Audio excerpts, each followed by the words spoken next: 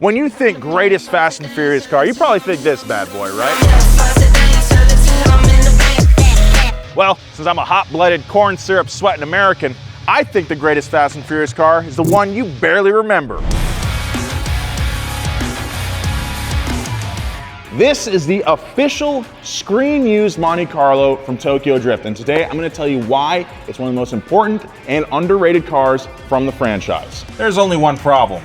It doesn't run. So today we're gonna help fix this thing. We're gonna drive it and see how it stacks up against other iconic Fast and Furious cars. So without further ado, let's go bumper to bumper on a real life Fast and Furious car. For car enthusiasts, Tokyo Drift is one of the most important car movies ever. But it's no wonder this car got overshadowed when it's in a film full of incredible cars like the RB26 Mustang, Bayside RX-7, Mona Lisa S15, and of course, who could forget Bow Wow's incredible Hulk van. What's that, brother? Then there's this rust bucket, a 1971 Chevy Monte Carlo, which is currently owned by the guy who built it in real life, Dennis McCarthy. Starting with Tokyo Drift, Dennis has had his hands on every car in the Fast and Furious franchise. What makes the Monte Carlo unique compared to some of the other flashier cars in the film and the rest of the series? You know, I mean, in my mind, it's unique because it's something that I would have driven when I was in high school. But yeah, it's just kind of old school hot rod. You know, it's a street racer type of a car. You know, it's just a big block, 4-speed, posi, no AC, no heater, no defrost, you know, no carpet. It's all business. This car is so special because it was the first time the franchise tried to give the main character a realistic build. The car belonged to a humble high schooler and was very subdued by Fast and Furious standards. She was just my ride. It was something a 34-year-old looking 18-year-old would actually build in his shop class. So let's take a closer look at all the different choices the creative team made to keep in line with the spirit of the car, starting with the paint. Or lack thereof. This thing looks like it was just pulled out of someone's barn or halfway through an actual paint job. Tristan was probably sanding this thing a few hours ago. It's got mismatched panels. Doesn't even have a paint job, it's primered, right? But the paint isn't a flaw, it's the point. Every other Fast and Furious car screams money and polish, but this one screams authenticity. The Monte Carlo's look tells a story about a car culture that's way more real than a neon skyline, and that makes it one of the coolest design choices in the whole franchise. Now, you might be wondering why this exact paint job looks a little off from the one you see in the movie. Well, this car has had a very complicated life since they finished filming. Since you built this car and since the film debuted, it's changed hands a few times, right? It has. It was, I can't even remember all the people that have owned it. It was bought by a picture car company back in the day. I bought it back once, maybe 8 years ago. I had it for a bit and then it sat here forever. I never touched it. Then someone else offered me money. I would say it's probably had 7 or 8 owners. The last owner, I think, actually tracked the car. He actually ran on a racetrack. Yeah, so he really used it and loved it. Aw, man. I got a flat tire, and to make matters worse, my truck is a mess. Luckily, today's sponsor, Fantic, hooked me up with the new V8 Slim Car Vacuum and the X8 Apex Portable Tire Inflator. This thing can inflate a tire in 56 seconds. While this thing's pumping on my front tire, let's clean the car at the same time. This thing lets you set specific tire pressures, and it'll turn off automatically once it hits that pressure, giving you plenty of time to set it up and go clean your dirty truck. 56 seconds on the clock, please. All right, let's do this. With plenty of attachments, the V8 Apex is a no-brainer for anyone who wants to keep their car clean. It's easy to store, charge, and carry around. I mean, it weighs less than a bottle of water. And I was able to do all that while the X8 inflated my flat. I call that a pretty dang good use of time. Now, if you're looking for a quick and easy solution to keeping your car clean and your tires inflated, click the link below. Thanks a lot, Fantic.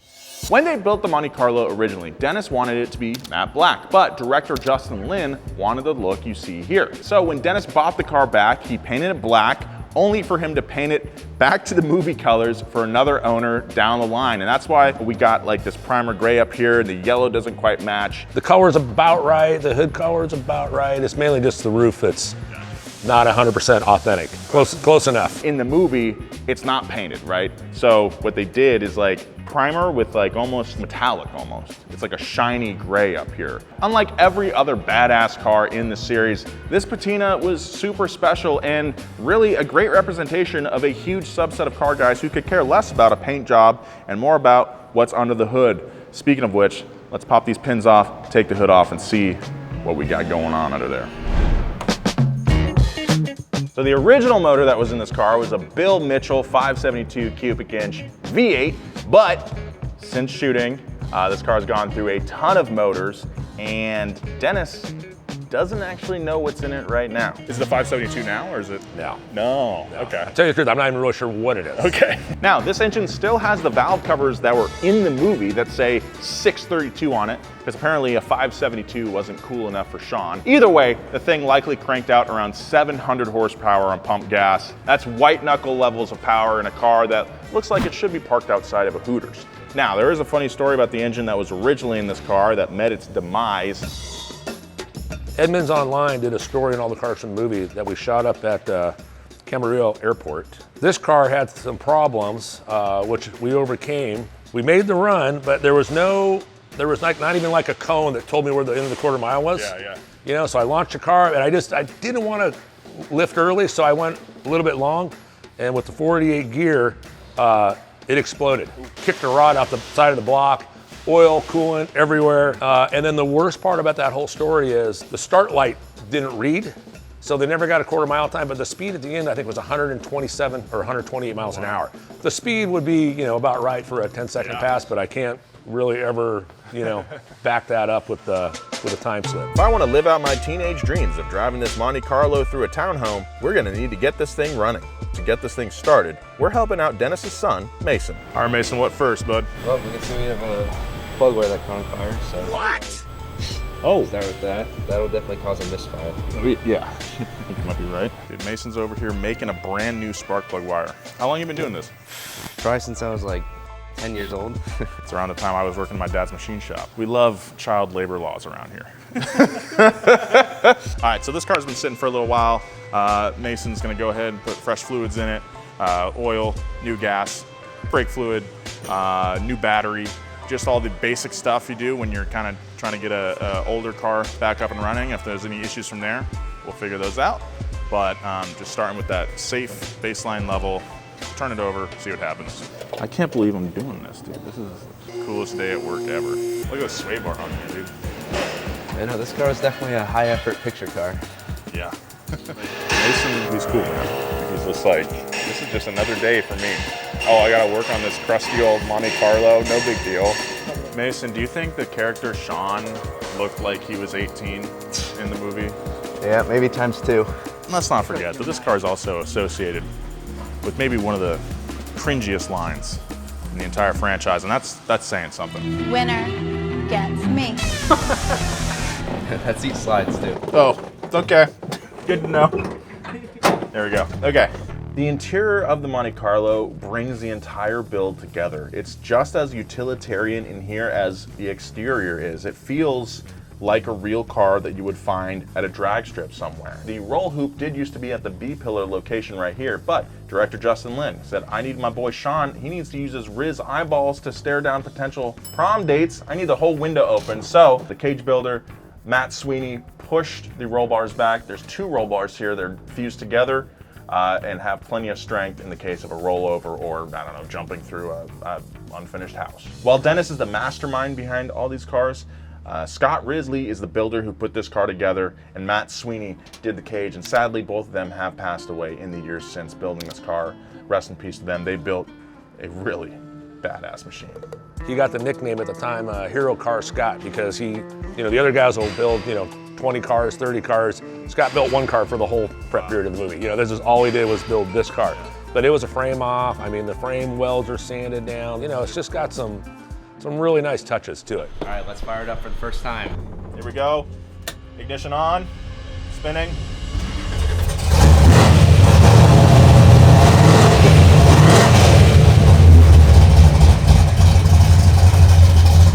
Good. Yeah, now we're good. Yeah, sounds really good. Fired right up, dude.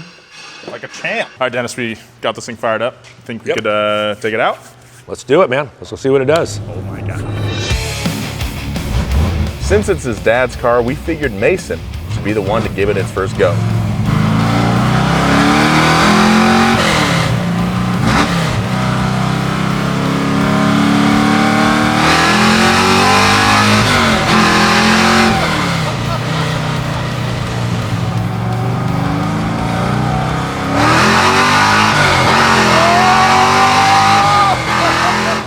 So this thing has a 4-speed H-pattern shifter. Some of you super fans out there might be thinking, hey, that's not the Hurst V-gate shifter that's in the film, and you are right. So in the movie, Dennis wanted the car to have a V-gate shifter because that's what Dennis had in his car in high school. It's a pain in the ass for like a road course or a street car, because they're really just made for drag racing. Because like I said, you put it in first, and it gets first, second, third, fourth, just like that. Another super personal touch that Dennis put into this car, which I think is super cool. But like I said, this thing's been through many owners over the years. The last owner wanted to go road racing, so they threw in a 4-speed right here. That's a lot better suited for downshifting and hitting corners and all that, rather than a V-gate shifter, which is more for drag racing. Woo! Tent's looking good, everything looking good. Yeah, all right. All right, just got a little taste of the Monte Carlo, but I'm gonna need a whole dang meal.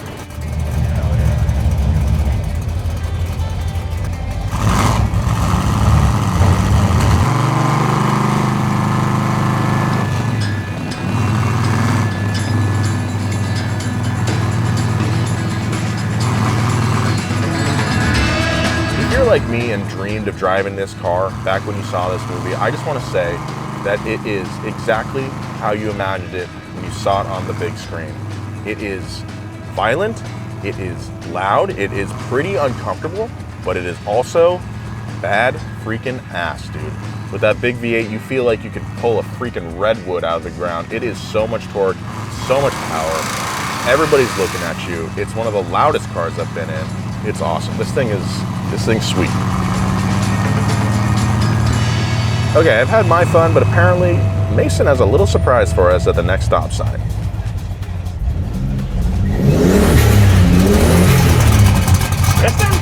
Yo, what's the retail on one of those?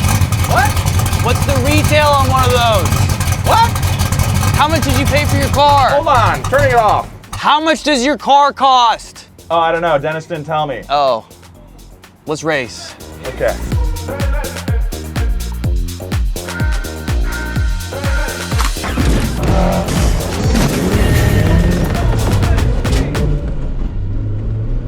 Damn. Obviously, we weren't going to drag race through a residential neighborhood.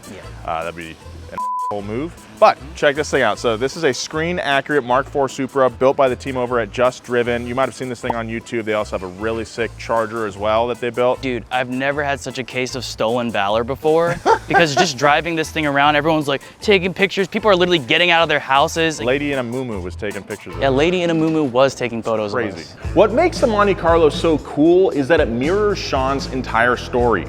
He's the outsider, the kid nobody believes in, the guy starting from scratch in a world where everyone else has money and flash. The car is the same way, scrappy, flawed, and underestimated. But when you line up against it, it earns respect. That connection between driver and car is rare in the franchise, and it makes the Monte Carlo way more than just a rusty old drag car. The Monte Carlo doesn't just appear in Tokyo Drift, it opens the whole film.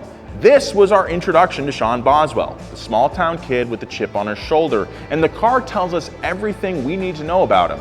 It's fast, it's rough, it's a little sketchy, but it's his. This is a car you could actually see in a high school parking lot, pieced together with junkyard parts, borrowed tools, and a couple of questionable welds. It's mismatched, it's rough, and that's the point. For once, the franchise wasn't just showing us the dream build, they were showing us a real build. And that makes the Monte Carlo the most relatable car in the entire series. I'm glad you guys actually called me this, because it's great to get this car out, get the dust off of it. This car has been sitting on a rack for probably 2.5, 3 years, and no one's even looked at it. So it was nice to, get it off the hoist today, put some fuel in the thing, throw a battery in it, and just great to hear the thing fire up again. Guys, thank you so much for watching. Thank you, Dennis, Mason, and the rest of the Vehicle Effects team for letting us check out the shop, check out the car. It is a huge privilege, and I thank you very much. We have some awesome cars lined up for you guys that you will not want to miss, so keep an eye out for that. Hit that subscribe button. We'll see you next time.